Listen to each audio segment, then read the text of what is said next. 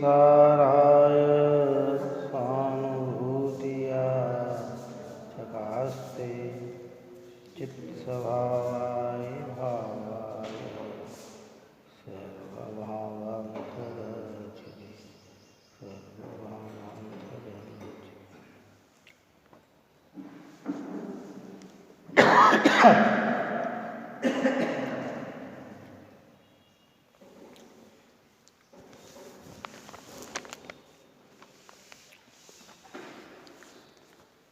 गाथा 72 इतनी चल रही थी।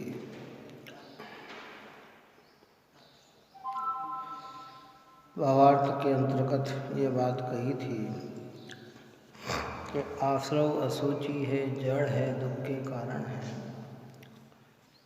और आत्मा पवित्र है, ज्ञाता है, सुख स्वरूप है। इस प्रकार लक्षण भेद से दोनों को भिन्न जानकर आश्रव से आत्मा निवृत्त होता है। जो आश्रव भाव है,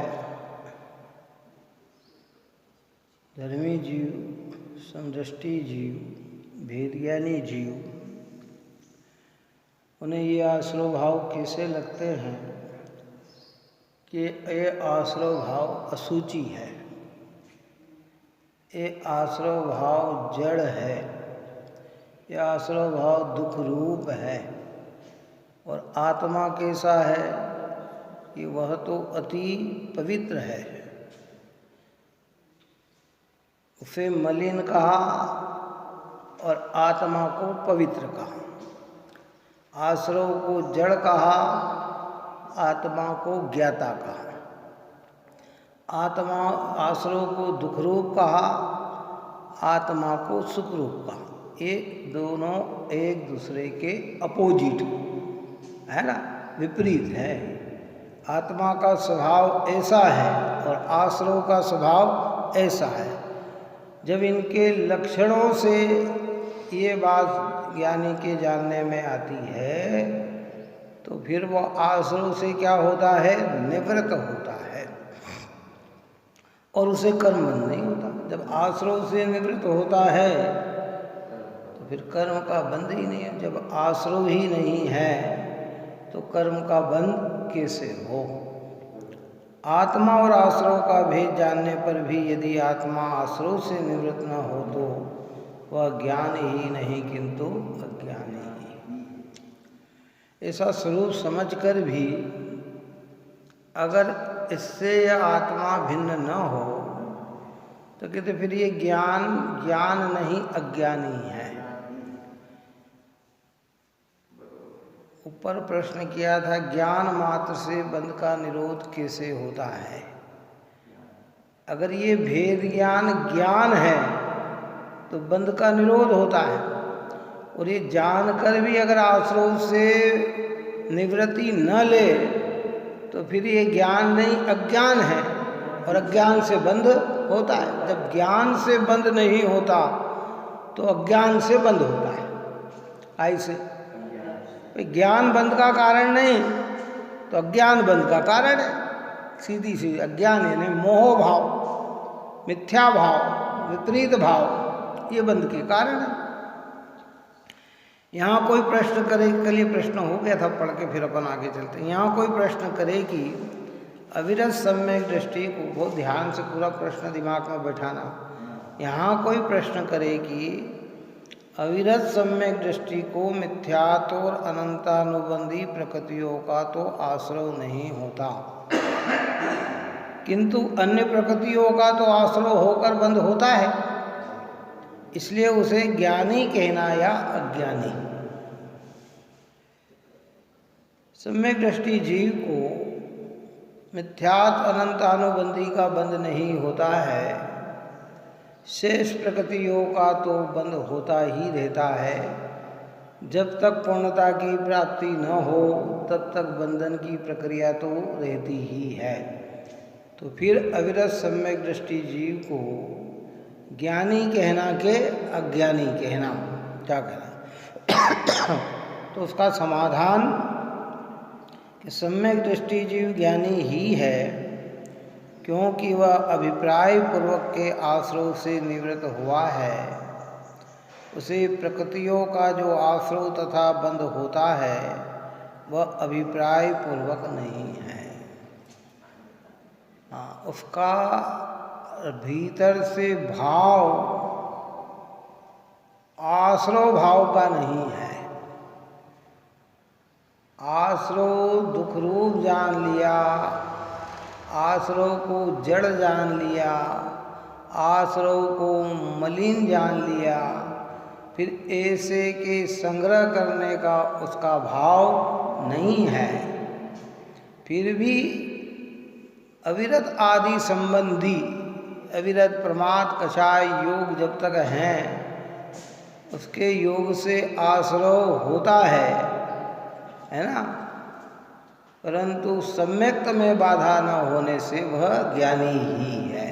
क्या सम्यक दृष्टि होने के बाद परद्रव्य के स्वामित्व का अभाव है, इसलिए जब तक उसको चारित्र मोह का उदय है तब तक उसके उदय अनुसार जो आश्रय बंध होता है उसका स्वामित्व उसको नहीं है। क्या उसका स्वामित्व नहीं है, व्यवहार है। हाँ, लौकिकता में दृष्टांत यही था। रामचंद्र जी के भाई भरत जी,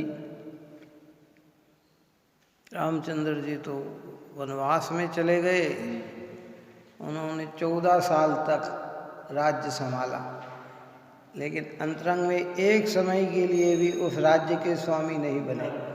वो जानते थे कि ये राज्य किसका है, कि रामचंद्र जी का है। इतना संभाला उन्होंने, कार्य किए, सारे जितने भी प्रजाजन के दुख होंगे दूर किए होंगे, न्याय किया होगा, जो जो भी दंड भी दिया होगा, सब किया होगा उन्होंने उनके राज्य में 14 साल में। लेकिन भीतर से उस राज्य के वे मालिक नहीं थे। ममत्व भाव, एकत्व भाव, स्वामित्व भाव, कर्तृत्व भाव का अभाव समदृष्टि धर्मात्मा को हो जाने से चारित्र मोह के उदय अनुसार प्रवृत्ति भी दिखती है, परंतु वो भीतर में जानता है कि ये भाव दुख रूप है, मेरे स्वभाव से भिन्न है, ये करने योग्य नहीं है, ये तो छोड़ने योग्य ही है। क्या समझे? करने योग्य को, जिसे करने योग्य समझा जाता है उसके अंदर रस होता है, और जो छोड़ने योग्य समझा जाता है और करना पड़ता है तो उसमें रस नहीं होता है।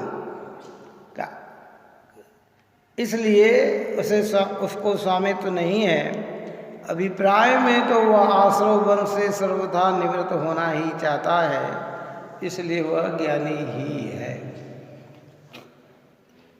जो यह कहा है कि ज्ञानी का बंध नहीं होता, उसका कारण इस प्रकार है। शास्त्र में ऐसा जहाँ लिखा आता है ना, अध्यात्म में, कि ज्ञानी के बंध नहीं होता, तो उसका कारण बता रहे हैं कि उसका कारण इस प्रकार है कि मिथ्या संबंधी बंध जो कि अनंत संसार का कारण है, वही यहाँ प्रधानतया विवक्षित है। क्या है? सबसे बड़ा बंधन कौन सा है? कि दर्शन मोह मिथ्यात्व का। दो द्रव्य में एक पने की मान्यता का, स्वभाव विभाव की भेदता न जानने का, विभाव में सुख ढूंढने का, ये जो भाव है यही अनंत संसार का भाव है। कौन सा? सच्चे देव के स्वरूप को न समझने का, गुरु के स्वरूप को न समझने का, धर्म के स्वरूप को न समझने का जो भाव भीतर में है, कहते यही बंधनों में श्रेष्ठ बंधन कराता है। बाकी अन्य बंधन तो है, पर वे अनंत संसार के नहीं है। इसलिए मिथ्यात्व के साथ चलने वाली कषाय को अनंतानुबंधी कहा। अनंत अनुबंधन जो कराती है, कितना अनंत पदार्थ से अनुबंध कराती, एक पदार्थ का से राग किया, मतलब इस क्वालिटी के जितने भी पदार्थ है वे सब राग। हाँ, जो भी चीज है। एक पदार्थ से द्वेष किया तो उसमें जितने भी पदार्थ है वे सब बुरे हैं। ये कहाँ प्रकट होता है? ये अज्ञानी मिथ्या दृष्टि के हृदय में प्रकट होते हैं। और जब ये मिथ्यात्व अनंतानुबंधी चल जाती है तो अब उसके जितना बंधन होता है वह अनंत संसार का नहीं होता। बंधन तो होता है, हो सकता है कि वह बंधन करोड़ों सालों का हो, अरबों सालों का हो, असंख्यात साल का हो, फिर भी वह अनंत नहीं होता है इतना। और अज्ञानी के बंधन कितना चल रहा है? अनंत संसार का चल रहा है। अब समझ तो हमें यहीं बिठानी है भाई, जितनी समझ बिठानी है। वो कहते हैं ना कि भैया एक बंधन इतना ठोस होता है कि तोड़े नहीं टूटता है। क्या ऊपर ने दृष्टांत दिया ना, 4 प्रकार के बंधन में कोई जकड़ा एक अच्छे लोहे की बेड़ी से बंधा हुआ हो है, एक नरेठी की रस्सी से बंधा हुआ हो, इससे एक सुतली से बंधा हुआ हो और एक धागे से बंधा हुआ हो। अब इन सब में बंधन बड़ा कौन सा है? लोहे का। अब जिसने लोहे का बंधन तोड़ दिया उसके लिए ये बंधन कितना बंधन है? चलो ये बताओ। बंधन नहीं है ये नहीं कहना चाहते, बंधन तो बंधन है, चाहे वह नरेठी का हो कि सुतली का हो कि धागे का हो, है। ज्ञानियों के भी बंधन तो बंधन ही है, पर उन बंधन में अनंत संसार नहीं लगता। अच्छा, अब इन चारों बंधनों के अंदर देखा जाए तो सबसे ज्यादा पुरुषार्थ किस बंधन को तोड़ने में लगता है? क्यों? सबसे ज्यादा पुरुषार्थ किस में लगेगा? तो लोहे की बेड़ी में लगेगा। टाइम भी कहो तो इसी में लगेगा। क्या लगेगा? ये होने के बाद तो फिर फट फट सहजता से हो जाएगी। और इतना पावरफुल शक्ति प्रकट होती है पुरुषार्थ, टाइम लग सकता है। देखो, बंधन होना अलग है और बंधन की उपादेय बुद्धि अलग है। ज्ञानियों को बंधन होता है पर बंधन की उपादेय बुद्धि नहीं होती है। हमें बंधन भी हो रहा है और बंधन में उपादेयपना भी है। पुण्य बंध हो गया, अरे बहुत बढ़िया, मजा आ गए भैया, आनंद है उसके अंदर हमारे। कहते रखो, इतना भेद ज्ञान आप और हम बिल्कुल धीरे से करो, बैठ के करो, जिनवाणी माता के निकट, घबराना नहीं है। और इस तर्क से इस चीज़ को समझो। ज्ञानियों की भाषा में हम चले ना तो उन्हें इस प्रकार का कोई निर्णय नहीं है। वो तो जो शुभ कर्म करता है उन्हें ज्ञानी कहते हैं, जो अशुभ कर्म करता है उन्हें अज्ञानी कहते हैं। उनका लक्ष्य तो ये है, क्या, चाहे भीतर में भाव हो या मत हो, लेकिन यहाँ तो कहते हैं ऐसा भेद ज्ञान जिसके हृदय में है, क्या, कि मिथ्यात्व बन जो कि अनंत संसार का कारण है, वही यहाँ प्रधानतया विवक्षित है। अविरत आदि का जो बंधन होता है वह अल्प स्थिति अनुभाव वाला है, दीर्घ संसार का कारण नहीं है, इसलिए वह प्रधान नहीं माना गया। कौन सा? ये अविरत प्रमाद कषाय योग का जो बंधन है ना, प्रत्याख्यान अप्रत्याख्यान संयोजन संबंधी जो बंधन है ना, वे बंधन दीर्घ काल के नहीं है, अनंत काल के नहीं है।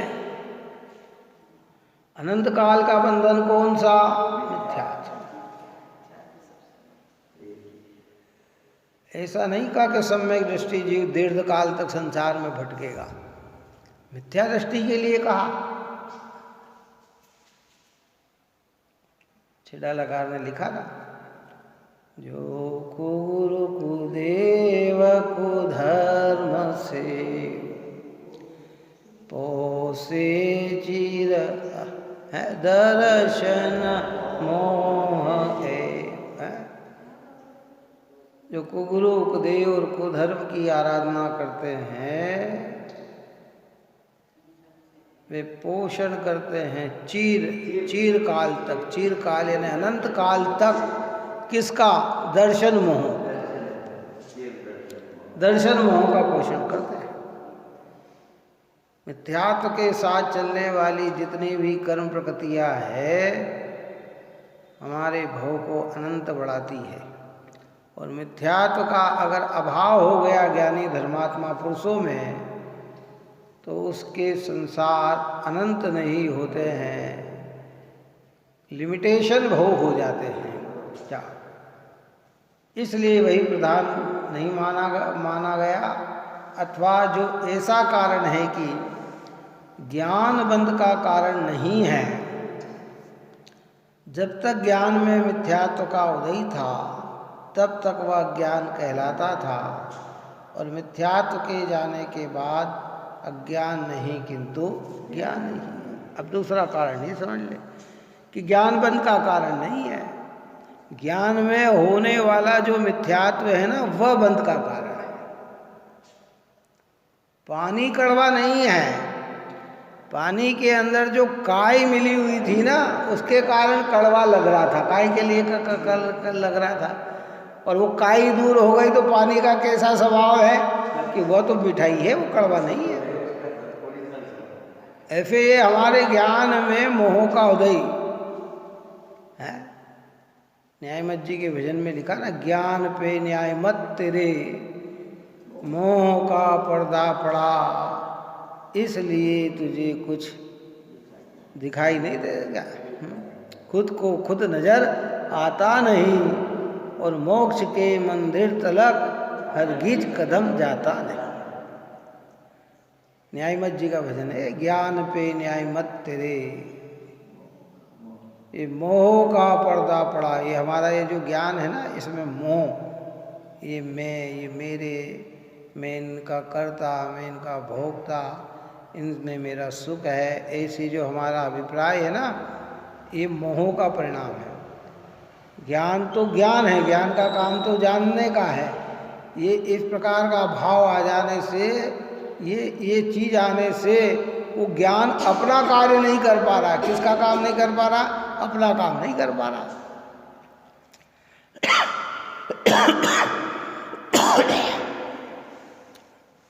इसलिए जब तक ज्ञान में मिथ्यात्व का उदय था तब तक वह ज्ञान कहलाता था, और मिथ्यात्व के जाने के बाद अज्ञान नहीं किंतु ज्ञान ही है। उसमें जो कुछ चारित्र मोह संबंधी विकार है उसका स्वामी ज्ञानी नहीं है। ज्ञानी नहीं इसलिए ज्ञानी के बंधन नहीं है। वो चारित्र मोह संबंधी जितना भी विकार ज्ञानियों के जीवन में दिखाई देता है, विकार तो है और उस क्वालिटी का बंधन भी है। ज्ञानी को उसमें एकत्व, कर्तृत्व, स्वामित्व, भोक्तत्व न होने से वो दीर्घ संसार का कारण नहीं।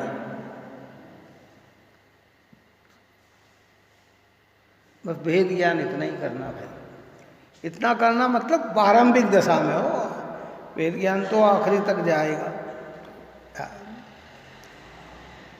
क्योंकि विकार जो कि बंध रूप है और बंध का कारण है वह तो बंध की पंक्ति में है, ज्ञान की पंक्ति में नहीं। इसी अर्थ समर्थ रूप कथन रूप आगे गाथाओं में आएगा। कहते हैं कि इसी की समर्थ रूप आगे की गाथा में यह कहा जाएगा।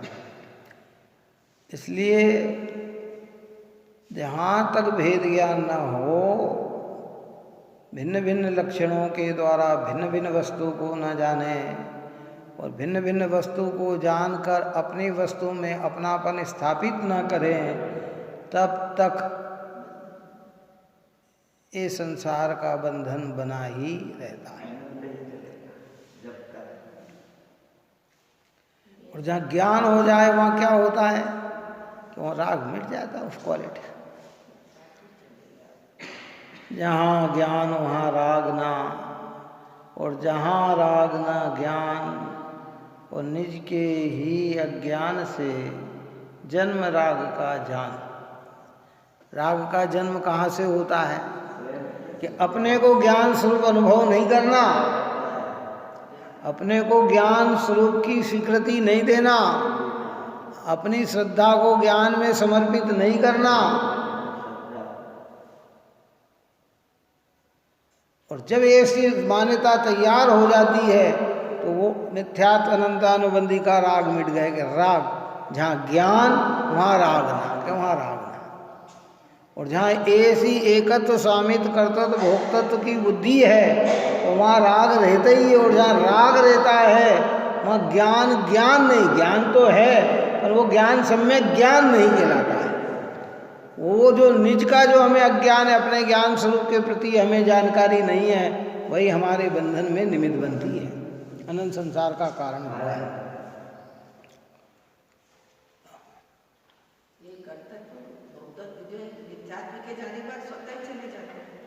तो एक साथ ही जाते हैं।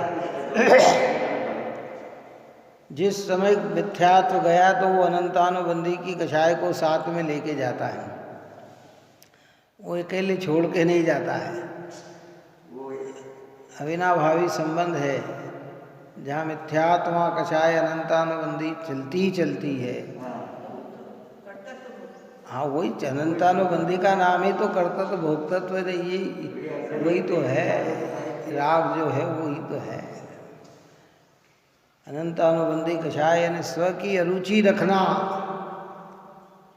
पर का कर्तव्य रखना, अपने स्वभाव को छिपाना, रागादि की इच्छाएं रखना, यही तो क्रोध मान माया लोभ है। क्या अभी हमारे अंदर कर्तव्य चल रहा है तो ज्ञान हमारा जान ही नहीं रहा है। हर चीज की कर्तव्यता है हमारे अंदर। अभी तो भैया मैंने उस रोज देखो पहले भी कहा था, फिर सुन लो, जिन्हें जड़ पदार्थों की कर्ता बुद्धि न मिटे उसकी राग की कर्ता बुद्धि कैसे मिट जाएगी? क्या हम कहते कि नहीं साहब हम राग की कर्ता नहीं। अरे तू बाह्य शरीर की क्रिया का कर्ता बन रहा है, बाह्य पदार्थों की क्रिया का कर्ता बन रहा है, और कह रहा है कि राग का मैं करता नहीं। ये कैसे संभव है? यहाँ तो कह रहे हैं कि पर का कर्ता भाव भी मिट गया हो, शरीर का कर्तापना भी मिट गया हो, और राग का कर्ता है तो भी अज्ञानी है।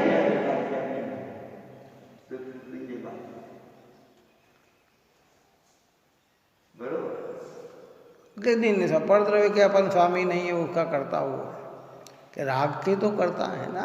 कि भैया राग का कर्ता ज्ञानी जानते हैं अपनी परिणति में होता है, इसलिए कर्ता कहा। पर कर्ता का अर्थ ये नहीं कि ज्ञान राग रूप हो गया और राग ज्ञान रूप हो गया। ये भिन्न भिन्न पदार्थ भिन्न भिन्न ही है। मैं तो चैतन्य स्वभावी ही हूँ, मैं तो चैतन्य स्वभावी हूँ।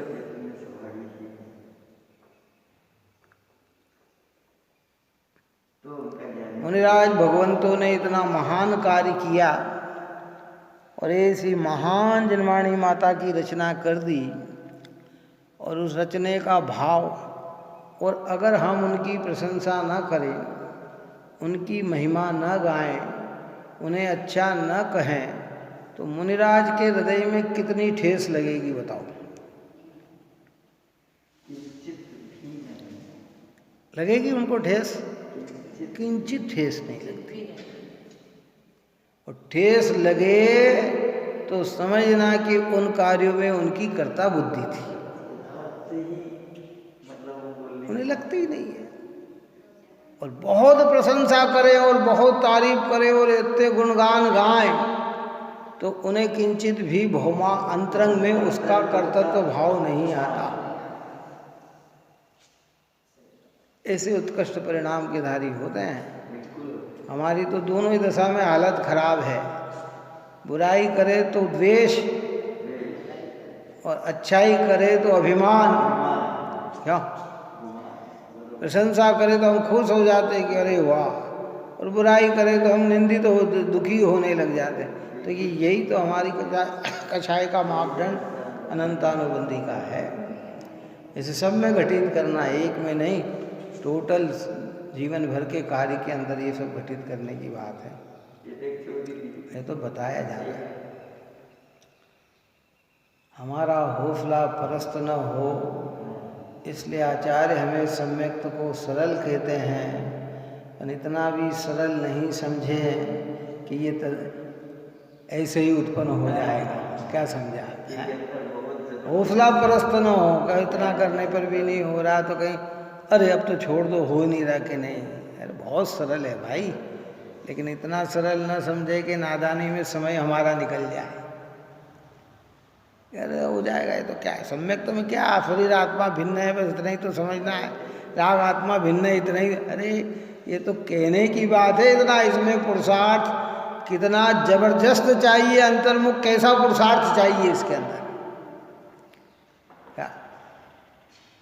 और वो प्रयत्न करेगा तो सफल होगा, क्या? इसलिए सम्यक दृष्टि जीव ज्ञानी ही है। क्या है? ज्ञानी ही है। अभी उसे बहुत बंधन बाकी है, फिर भी वह राग में एकत्व स्थापित न होने से, संयोग में एकत्व स्थापित न होने से, कर्मणों कर्म में एकत्व स्थापित न होने से वह ज्ञानी ही है। अनंत बंधन के बंधनों का अभाव है, बस इतनी बात है। अभी आप और हमारे पुण्य और पाप में, जो आप और हम पुण्य और पाप कर रहे हैं ना, इन पुण्य पाप के अंदर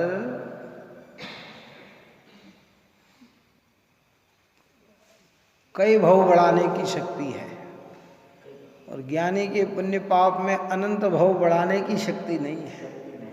भूमिका की अविरत सम्यक दृष्टि की बात कर रहे हैं। हाँ, मुनिराज सम्यक दृष्टि के तो अशुभ उपयोग ही नहीं है, वहाँ तो पाप का अंश ही नहीं है, कोई पाप की क्रिया बुद्धिपूर्वक वहाँ है ही नहीं। क्या समझा? आरम सारम वहाँ है ही नहीं, आदान प्रदान वहाँ है ही नहीं।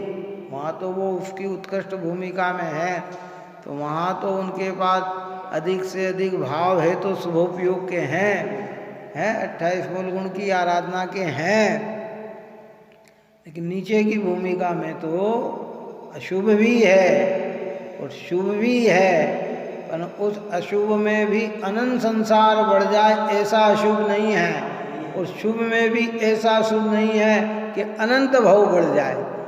और हमारे जो चल रहे हैं दोनों ही दशा में, पाप में भी अनंत संसार और पुण्य में भी अनंत संसार। अनंत नहीं बढ़ते हैं, लेकिन अविरत सम्यक मतलब चतुर्थ गुण स्थान के बाद तो भव में घटा नहीं आती है। हाँ तो घटा, तो वही तो कह रहे हैं कि भैया लिमिटेशन भव, कितने भव, इसका ना जितने तीर्थंकर हुए, किसी के 8 भव, किसी के 9, वहाँ सम्यक तो हुआ, किसी के 10 भव लग गए, किसी क्या। अगम में तो ऐसा वर्णन आता है, छायक सम्यक दृष्टि हो, उग्र पुरुषार्थी हो तो तीसरे भव में मोक्ष चला जाता है, और कोई ज़्यादा हो तो 10वें भव तक चला जाता है, और ज़्यादा हो तो 15 भव में चला जाता है, और सम्यक होकर छूट जाए है तो अर्धपूर्वगल परावर्तन तक संसार में भटकेगा, लेकिन इसके बाद उसका भी मोक्ष हो जाएगा। और मिथ्या दृष्टि के भव तो कितने हैं कि कह ही नहीं सकते।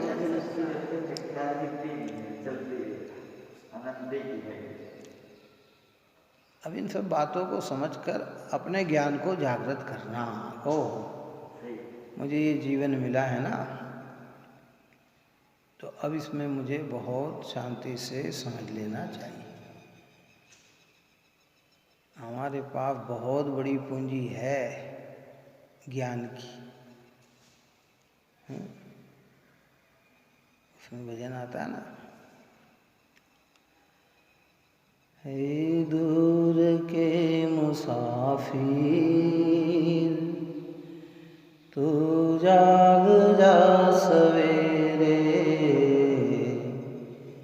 तू जाग जा सवेरे, पीछे पड़े लुटेरे। संबोधन दे रहे आपको, हमको आचार्य। क्या हम मुसाफिर हैं? मुसाफिर का मतलब क्या होता है? मुसाफिर किसे कहते हैं? एक जगह न टिकने वाला मुसाफिर, घूमता रहता है वो मुसाफिर है ना। तो कहते मुसाफिर है कि तू जाग जा सवेरे।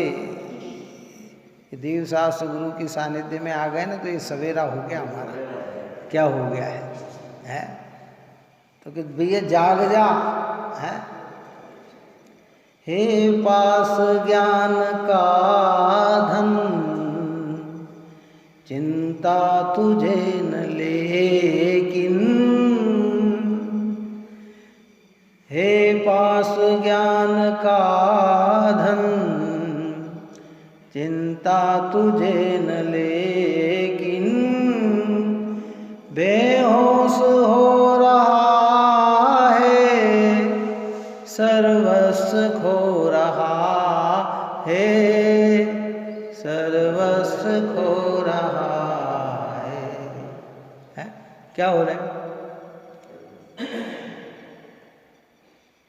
बेहोश हो रहे हैं, पर्याय में मस्त हो रहे हैं, संयोगों में मस्त हो रहे हैं और सर्वस्व खो रहे हैं। अपना सर्वस्व खो रहे हैं। कौन सा धन है हमारे पास? ज्ञान का धन। बेहोश हो रहा है, सर्वस्व खो रहा है, सर्वस्व खो रहा है।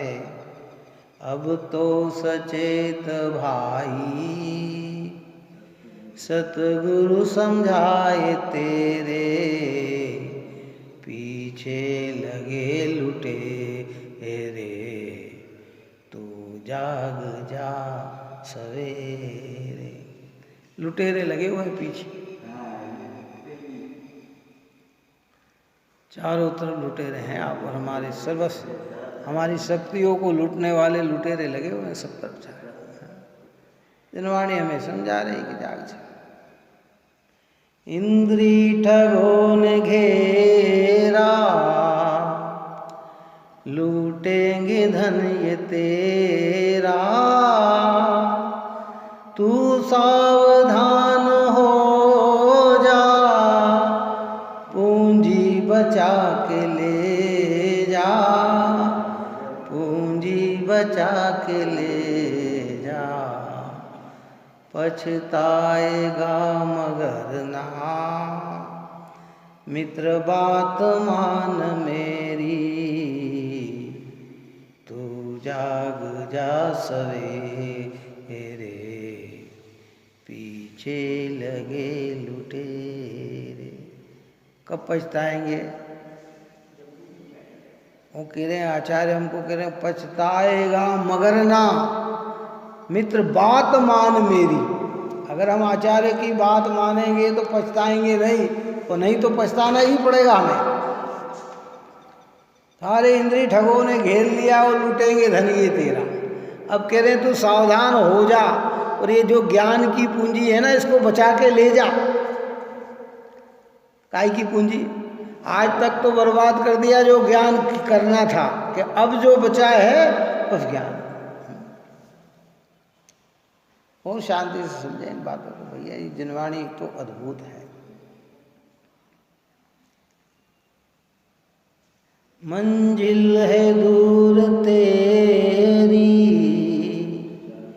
उठ जाग ना कर देरी। क्या कह रहे? कितनी दूर जाना आप और हमको? बोलो कितनी दूर जाना? निश्चय से तो अपना उपयोग अपने अंदर में जाना, पास में जाना, कहीं नहीं जाना। लेकिन व्यवहार लक्ष्य हमारा सिद्धालय में पहुंचने का है। कहाँ कहाँ पहुंचने का है? तो कितनी दूर है वो? समय नहीं, वो यूं कितनी दूर है, वो तो एक समय में तब पहुंचेगा जब इसको पहचानेगा। इसके पहले कहाँ एक समय में पहुंचता है वहाँ। मंजिल है दूर तेरी, उठ जागना कर देरी, सामान ले सफर का, तू रास्ता ले घर का, तू रास्ता ले घर का। बहुत दूर मंजिल पे जाना, शिखर जी जाना है, तो कितना सामान लेते हैं हम सफ़र का? क्यों, कितना सफ़र लेते हैं? सामान लेते हैं ना। भाई शिखर जी जाना, 2 दिन में पहुंचेंगे तो कितनी व्यवस्था, खाने की, पीने की, नाश्ते की, रहने की है, तो ओढ़ने की, सब सामान। यहाँ के इतनी दूर जाना है तो सामान। ये देव शास्त्र, गुरु की भक्ति, पूजा, विनय, ये सब रास्ता है। ये हमारा सफ़र का सामान है। कौन सा? मनुष्य जीवन ये सफ़र का सामान है। सामान ले सफ़र का, तू रास्ता ले घर का, तू रास्ता ले घर का। शिव राम एक साथी, जिन धर्म साथ ले ले रे, पीछे लगे लुटेरे, तू जाग जा सवेरे। किनका भजन है ये? किनका भजन है ये?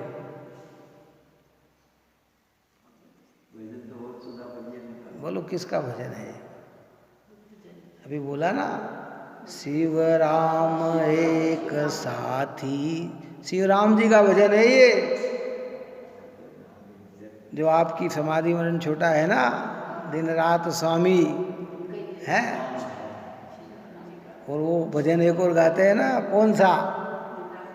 किसको विपद सुनाऊं, ए नाथ तू बता दे, उनका भजन है ये। शिव राम एक साथी, जिन धर्म साथ ले ले। रास्ते सफ़र पे जाते हैं तो 1-2 साथी चाहिए। कौन सा? क्या कहते हैं आप और हम? अकेले नहीं जवाए, कोई ना कोई साथी तो हो। तो यहाँ कहते हैं कि मोक्ष में जाना है तो कौन से साथी को ले लें? ये देव शास्त्र गुरु के साथी को साथ में ले लें। शिव राम एक साथी,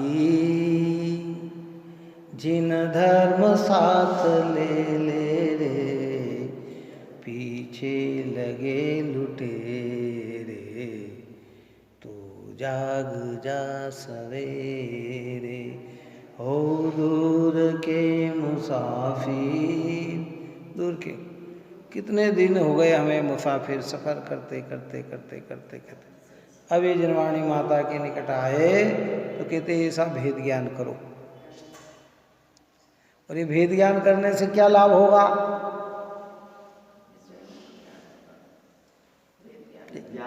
कि अपने ज्ञान का अनुभव होगा, विश्वास होगा, और मिथ्यात्व रागाधिक दूर होगा।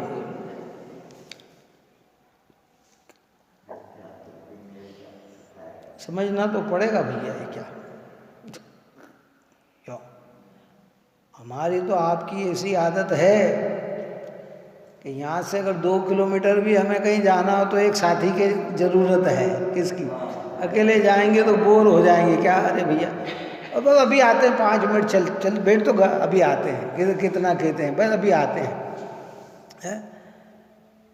वो तो कोई साथ न दे तो अकेला जाता है, नहीं तो फिर कोई ना कोई तो साथी अगर सहजता से मिले तो ना नहीं कर, चलो भैया चलो अभी आते हैं। यहाँ कहते हैं ये पवित्र साथी हमारे रिहंत सिद्ध भगवान, निर्ग्रंथ आचार्य उपाध्याय साधु भगवंत, सत जिनवाणी माँ वितरागी, भगवंतों की वितरागी, निर्ग्रंथों की वाणी, ये जिनवाणी माँ, ये इसका साथ लेना, इसका साथ यानी इनको हम अपने पास रख लें। अरे नहीं, ये जो बता रही है उन बातों पे भरोसा करना, ये इनका साथ है। इनका साथ का मतलब क्या? भगवान हमारे साथ है, तो इसका मतलब क्या कि जो भगवान के शब्द हैं हमें उन पे विश्वास है, ये इनका साथ है।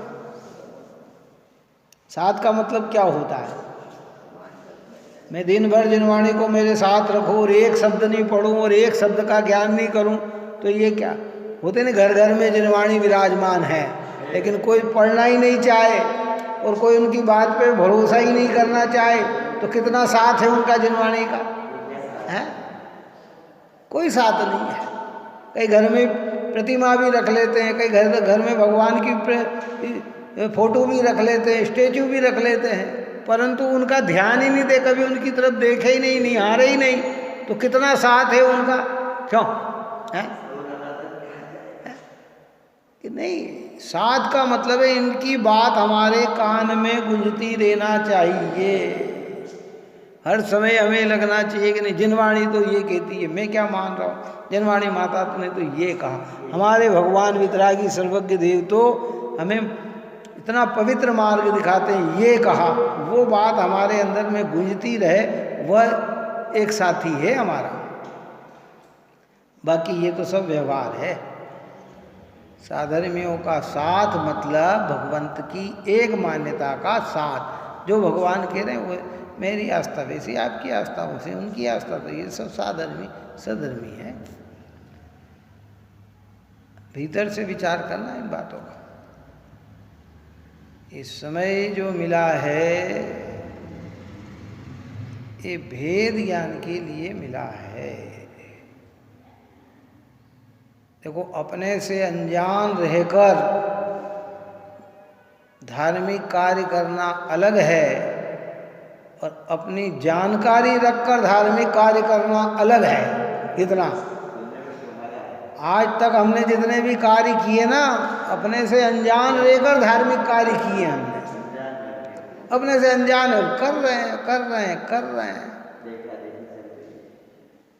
व्यवहार में तो प्रशंसनीय होते हैं, व्यवहार में तो बहुत अच्छा कहते हैं, लेकिन अब ये जिनवाणी कहती है कि नहीं भाई, ये ज्ञानियों को भी आश्रव तो होता है, पर आश्रव की उपाधि बुद्धि नहीं, आश्रव में सुख बुद्धि नहीं, आश्रव में एकत्व बुद्धि नहीं, आश्रव का स्वामित्व बना नहीं, आश्रव का कर्ता बना नहीं, आश्रव का भोक्ता बना नहीं, अभिप्राय में तो वो उससे भिन्न के भिन्न है। और हमारे सब हाल तो यही खबर नहीं भाई, 99.99 और उसमें भी और 99 लगा के 99 लगा दो, तो उन्हें तो अभी क्रोधाधिक से आत्मा भिन्न है इसकी खबर ही नहीं है। पहले वो सब धार्मिक कार्य कर रहे हैं, कितने उन्हें खबर ही नहीं है कि ये अलग है और ये अलग। ये तो कुंद कुंद आचार्य भगवंत की एक अद्भुत कृति हमारे हाथ आई है और परंपरा से आई है। अनेक विद्वद्गण आचार्यगण ने इस पे शोध किया है और ऐसी पवित्र देशना हमारे सामने आई है, तो उससे हमारे अंदर चिंतन की धारा बहना चाहिए कि ये राग और ये ज्ञान दो चीज है, एक पदार्थ नहीं। कहाँ सुनेंगे भाई ये बात, बताओ कहाँ मिलेगी? परंपरागत कुंद आचार्य तीर्थंकर भगवंत गणधर देव परंपरा से चली कुंद कुंद आचार्य देव ने ऐसी अद्भुत बात, उसके बाद कैसी भेती है आ गई है और इस कली काल में आ गई। क्यों? अब तो खाली विचार बनाना इस जीव को कि बात सत्य क्या है। पुण्य भाव छोड़ने की बात जिनवाणी कभी नहीं करती है, पर पुण्य भाव और आत्मा दो पदार्थ हैं, एक पदार्थ नहीं। दयादान छोड़ने की बात नहीं करती है, पर दयादान का परिणाम और आत्मा के बीच भिन्नत्वता है, एकत्वता नहीं है, ये बात समझाई जाती। अज्ञानी चाहे जैसा समझ के उठपटांग कार्य करने लग जाता है। करे साहब ने तो पुण्य को भिन्न कह दिया, है ही कह दिया, छोड़ने योग्य कह दिया कि छोड़ गए। जब कुंद आचार्य स्वयं पुण्य में लगे हुए थे, क्यों 28 मूल गुणों की साधना करते थे, क्यों है? अमृतचंद्र आचार्य देव वनवासी थे, वे भी साधना करते थे, है? नीचे देखकर ही चलते थे, क्यों 28 मूल गुणों किंचित मात्र परिग्रह नहीं था, झूठ बोलते नहीं थे, परद्रव्य ग्रहण नहीं करते थे, व्यभिचार करते नहीं थे, तो पाप भाव से तो विरक्त ही थे, हैं? और सारे जगत के जीवों पे अद्भुत करुणा का भाव था, तो ही तो ग्रंथ की रचना हुई। क्या ये ग्रंथ देखो, मोही अगर ग्रंथ रचेगा, बहुत गजब बात कह के पूर्ण करता हूँ। जैसे होता है ना, बहुत सारे लेख लिखते हैं, बहुत सारी चीज़ें लिखते हैं, अगर मोही लिखेगा तो अपनी प्रसिद्धि के लिए, और ज्ञानी लिखेगा तो जगत कल्याण के लिए। काहे के लिए?